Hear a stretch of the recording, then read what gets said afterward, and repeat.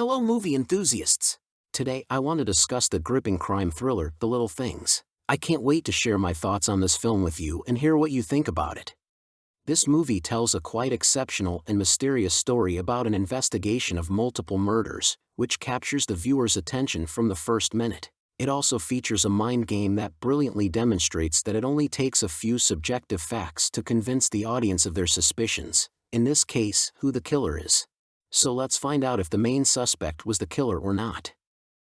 After Detective Baxter meets former Detective Joe Deacon from the same police department, Baxter offers him to go to the crime scene and help with the investigation since Deacon had a similar case a few years ago. During the investigation, Deacon learns about Albert Sparma, who works at a repair shop near the crime scenes and suspects him of the murders. Deacon keeps an eye on Sparma and eventually brings him in for questioning. When he is shown photos of the victims, Sparma gets weirdly excited and provokes the detectives. From this, it can be concluded that he is involved in the murders and becomes the prime suspect. On the other hand, however, his excitement does not prove that he is involved in the crime. It only shows that he is unstable and that he enjoys the attention from the police. Throughout the entire movie, Sparma's behavior convinces the audience that he is the killer, but these are merely subjective facts that do not have direct evidence of his involvement. For example, there is a scene where some car follows a girl after a run and then she disappears. The designated car does not resemble Sparma's at all. Although he had another one, Sparma claims that he reported it stolen, and the police probably lost the report, which also leads to the belief that he is lying. However, it later turns out that he is telling the truth. When Deacon pursues him on the road, it becomes clear that Sparma knows the area and all the turns very well. Deacon learns that not far from this location, another victim's body was found. This is another piece of evidence that convinces Deacon of Sparma's guilt, as the police did not inform the press about this murder, and there was no way for Sparma to find out about this location. However, later, when Deacon illegally searches Sparma's apartment, he finds a hiding spot in the floor where Sparma keeps clippings from newspapers about victims, keychains, and a watch. One might think that these are trophies from his victims, but there is no direct evidence of this.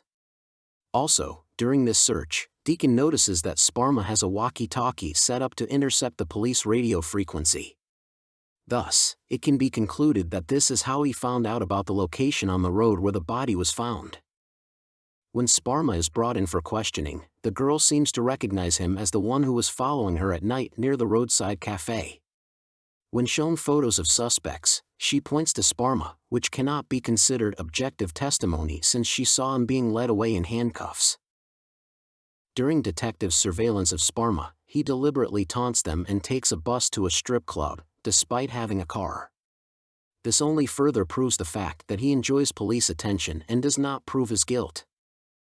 Then he lures Baxter, telling him that he will take him to where he supposedly buried the body of the girl who went missing during a jog. Deacon barely manages to get in the car and follow them, but he is still too late. While Baxter digs holes to find the girl's body, Sparma confesses that he never killed anyone and continues to taunt the detective. In a fit of anger, Baxter strikes him with a shovel, causing Sparma's death. Several years ago, during the investigation of a similar murder, Deacon accidentally killed a girl who was probably the only witness. Baxter also killed Sparma, who could have been a witness. Because all the facts that convinced them of his guilt support my suspicions that he could have been a witness to one of the murders or noticed something minor that would help them solve this case. When Deacon arrives at Sparma's apartment after his death to collect the suspect's belongings, he finds no evidence that would prove his guilt. He realizes that Baxter will be haunted by this case and sends him a note with a red hairpin, the same one as on the last missing victim, to ease his conscience. Since the film does not reveal who the real killer was, one can only draw conclusions whether Sparma was the killer based on these subjective facts that can be interpreted differently. Don't forget to subscribe, and what is your perspective on whether he was truly a killer or not?